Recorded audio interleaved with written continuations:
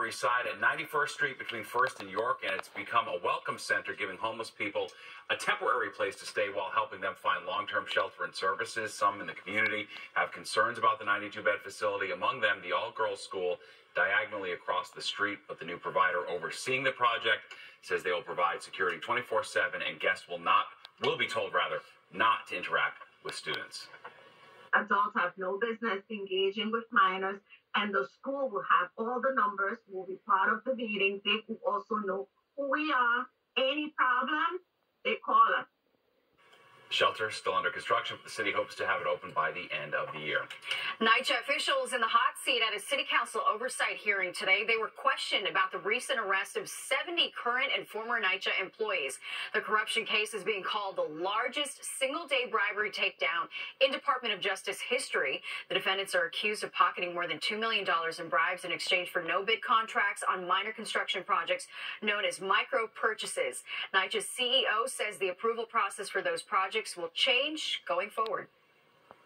We are planning to implement an alternative staffing model for the micro purchase program. It will essentially separate the micro purchase request and approval process from developments, instead placing the review and approval responsibility with specialized staff with the necessary expertise. All of the NYCHA employees indicted in this case have been suspended without pay.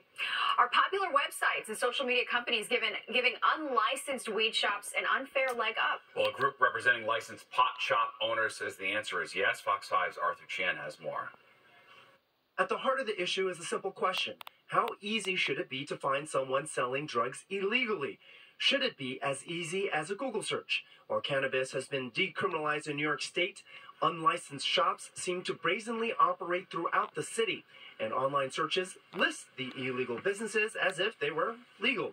A slap in the face to those who go through the grind to get a license to sell legally. It's kind of appalling to see such, large corporations actively accepting monies or actively discrediting the legal stores that are trying to list their businesses in a safe manner. Jason Tantillo of the New York Cannabis Retail Association says they've signed a petition that's going around demanding Governor Kathy Hochul sue platforms like Meta and Google to get them to delist illegal sellers of weed. We've reached out to Meta and Google and are waiting a reply. Our search on the corner of Ludlow and Stanton Streets on the Lower East Side turned up 4 weed shops, one on every corner. And police sources tell us they've raided the locations multiple times.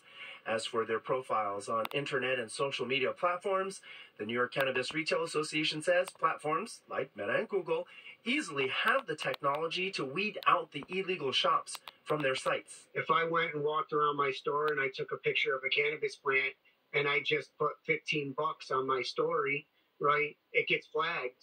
And then it gets taken down. The problem with illegal weed shops continuing to function in the city is twofold. The first, authorities say, because they're unregulated, the product can be unsafe. And the second problem, they say, is that the legalized system was designed so the taxes were used to invest that money back into the communities in which they exist.